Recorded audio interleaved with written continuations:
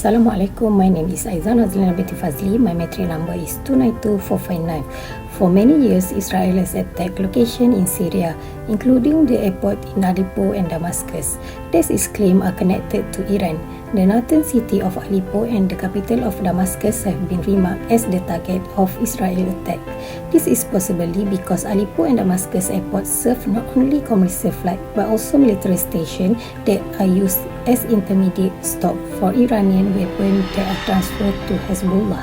Because of this conflict, the innocent population of Aleppo and Damascus has tragically been subjected to the terrible event of ruthless bombing in recent years. In this video, we are going to analyze the legitimacy of the convention that allow Israel to proceed with bombardment towards Syrian facilities. It is important to highlight that any military intervention must be consistent with international law. This is because Israel's attack on Syria were clearly violating its sovereignty and international law.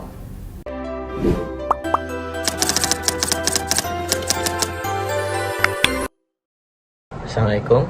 Hola, mi nombre es Muhammad Hafizi Biramli and my matric number is 293933.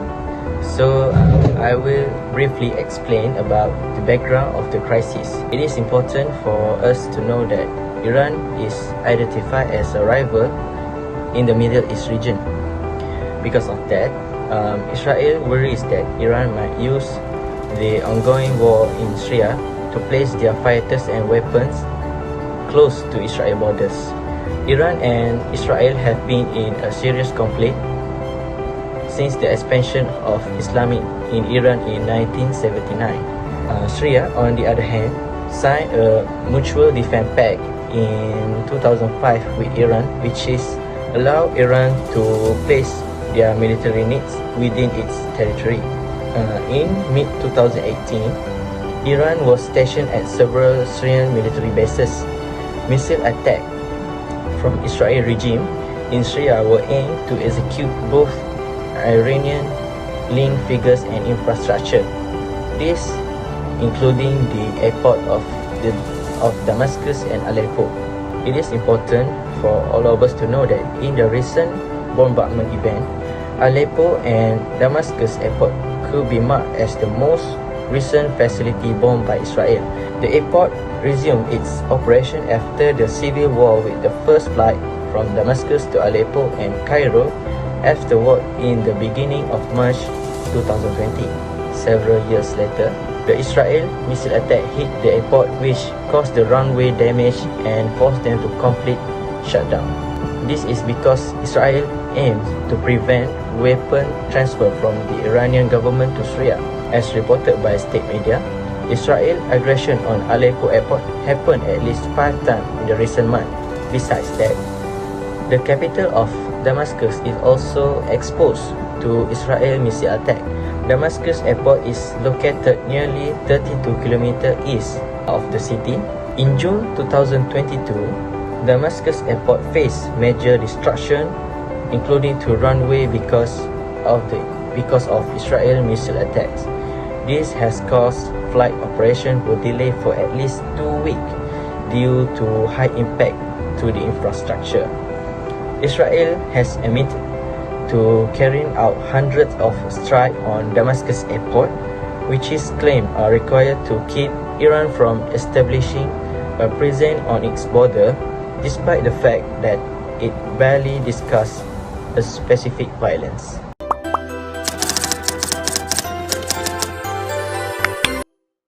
I'm going to discuss about the convention that has been used in this case.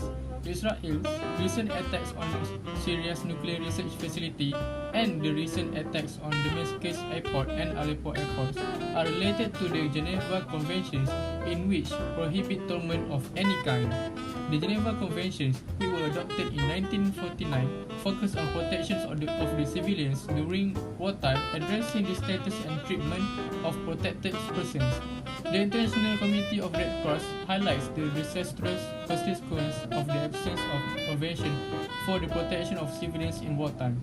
The principles of international humanitarian law must be implemented without consideration the specific provisions included in the present convention in favor of protected individuals in the case of armed activities of the territory of the Congo. The International Court of Justice determined that Ugandan troops had violated the Geneva Convention gravely. The court does not need any mandate to further specific amount of satisfaction in relation to the conduct of criminal investigations or prosecutions.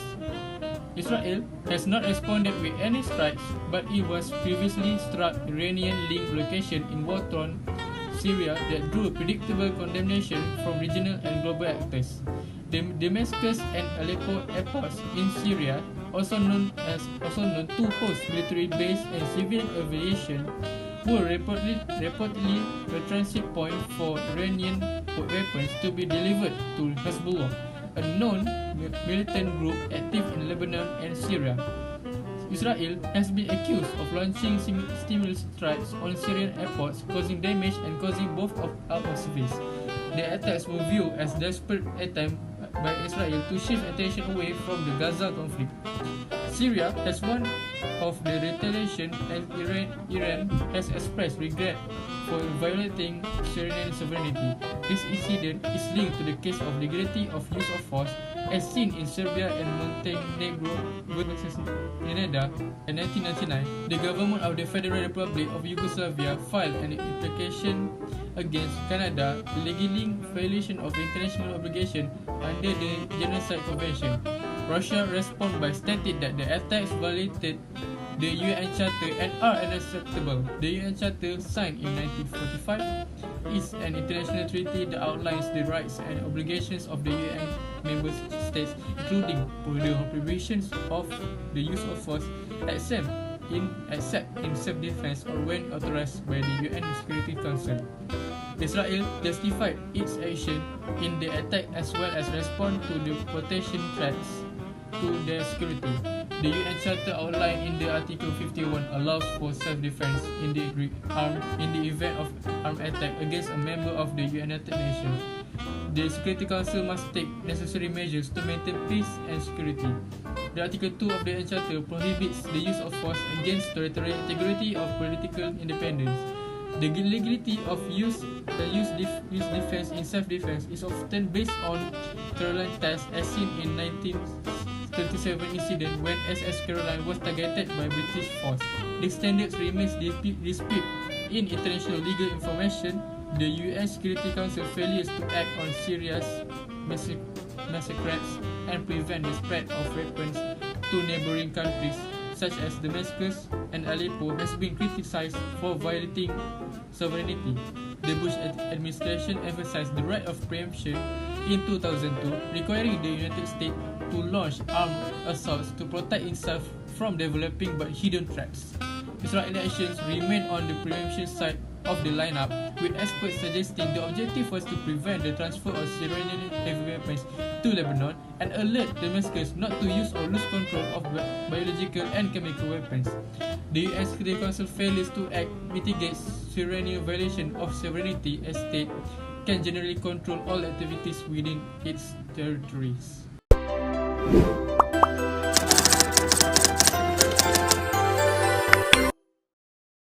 Assalamualaikum warahmatullahi wabarakatuh. My name is Muhammad Aizat Najmi Ramazan and my metric number is 29298. Now we will continue with the international humanitarian law. The recent Israeli attack on the Aleppo and Damascus airports in Syria have raised concern about the application of international humanitarian law, particularly the principle of humanity. The principle of humanity emphasizes the need to preserve fundamental human rights and ideals even during the time of armed conflicts. It is forbidden to launch indiscriminate assault or use military tactic or weapon that cannot be targeted at a specific military goal. The attack on the airport were harmful to the civilian as the airport is commonly used for a civil aviation unless and until they are used for military purpose. Civilian airports are classified as a civilian object and are entitled to protection against the assault under international humanitarian law. However, in this case, the airport in Syria, which is Aleppo and Damascus airports, serve not only as a commercial flight but also military station that are purportedly used as intermediate stock for Iranian weapons that are transferred to Hezbollah, which is a terrorist organization with considerable influence in both Syria and Lebanon. The recent attack on Damascus airport dated on October 22, 2023 involved one casualty, which was a normal civilian Syrian worker, and another one was injured. This incident showed that Israel promptly attacked the infrastructure without any concern for a civilian safety and damaged the infrastructure from civil and military use. Israel attack on Syria were committed on the base of military necessities. The recent Israeli attacks on the Aleppo and Damascus airport in Syria were motivated by military necessities, as achieving legal military goals in armed conflicts may require some certain degree of force. The attack will aim at preventing the transfer of Iranian weapons to Hezbollah, a terrorist organization. Syria provide crucial support to Hezbollah during its formative years, including allowing the groups to operate within the Lebanon and facilitating the transfer of Iranian weapons. Syria political and military influence in Lebanon was also significant in Hezbollah's rise to prominence. Ram Ben Barak, the head of Israel Parliament Foreign Affairs and Defense Committee, said on Unit Radio that attacks were intended as a warning to Assad. The strike meant that some flights will not be able to land, and it sent Assad a message. The Syrian protection infrastructure would be damaged if planes that support terrorism land. Allegedly, the main transportation that being used to supply Hezbollah are Damascus and Aleppo airport. The Israel Defense Force (IDF) has carried out hundreds of preemptive attacks in Syria since 2017, targeting suspected Hezbollah and Iran-led militant weapon depots and supply convoy.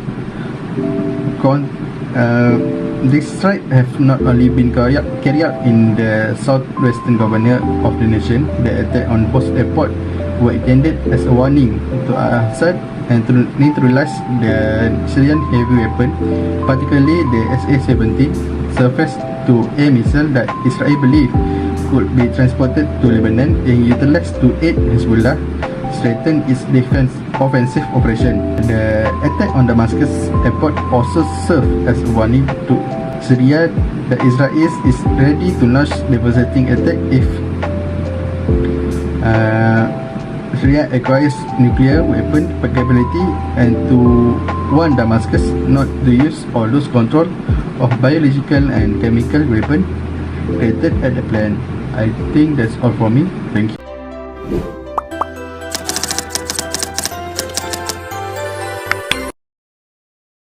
In the present convention, genocide means any of the following acts committed with intent to destroy, in whole or in part, a national, ethnical, racial or religious group, as such: A.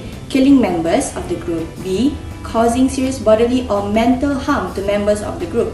C. Deliberately inflicting on the group conditions of life calculated to bring about its physical destruction, in whole or in part.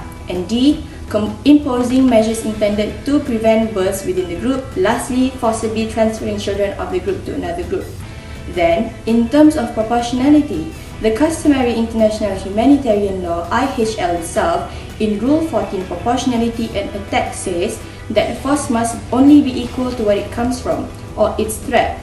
The principle of proportionality prohibits attack against military objectives, which are launching an attack which may be expected to cause incidental loss of civilian life, injury to civilians, damage to civilian objects, or a combination thereof, which would be excessive in relation to the concrete and direct military advantage anticipated, is prohibited. So such assessment evaluates if the anticipated harm on civilians and their properties balances the expected gains in the war effort. The second time, it indicates that the Israeli attack was unjustified and there were no sufficient indications against this district in order to subject it to such a blow. Israel's attack have caused plenty of damage towards Damascus and Aleppo airport, where this has caused restrictions for the citizens. Not only that, This may have caused their economic activities to decline, such as tourism activities and so on. Finally, one cannot forget that Israel does not value anything and sovereignty. It means states have the obligation to maintain their territorial integrity and sovereignty. Any attempt by a military action to offend the territory of another foreign state should have a legal ground and be reflected in the international legal sphere. In Article 2.4 of the UN Charter has said that prohibits the threat or use of force and calls on all members to respect the sovereignty, territorial integrity, and political independence of other states. So nevertheless, the Israeli airstrikes on Syrian airports still calls for a thorough legal examination based on concepts such as military necessity, proportionality, protection of civilian infrastructure, precautions in an attack, consideration of UN peacekeeping force, and as well as respect to the state's sovereign. So thorough investigations are needed to determine the legality of these acts in conformity with existing laws. Israel could legally be charged with principle of proportionality, Article 8(2)(b)(4), that has stated the intentionally launching an attack in the knowledge that such attack will cause incidental loss of life or injury to civilians or damage to civilians' objects, or widespread, long-term, and severe damage to the natural environment, which would be clearly excessive in relation to the concrete and direct overall military advantage, has anticipated, Article 8(2)(b)(4), draws on the principle in Article 51(5)(b) of the 1977 Additional Protocol 1 to the 1949 Geneva Conventions, but restricts the criminal prohibition to the cases that are clearly excessive. So the application of Article 8(2)(b)(4) requires inter alia an assessment of A, the anticipated civilian damage or injury, B, the anticipated military advantage, C, and whether A was clearly excessive in relation to B. So this rule itself, borrowed from the 1977 Protocol 1 in addition to the Geneva Conventions, is a high threshold for criminal responsibility, demanding proof of intent, knowledge, and clearly disproportionate civilian suffering in relation to military advantage. Thus, Israel, on the other hand, which a military action falls within these conditions, may be accused of this type of war crime by the International Criminal Court, ICC. It underscores the international law obligation to strike a balance between military requirements and as well as protection of civilians in armed conflicts. Thank you.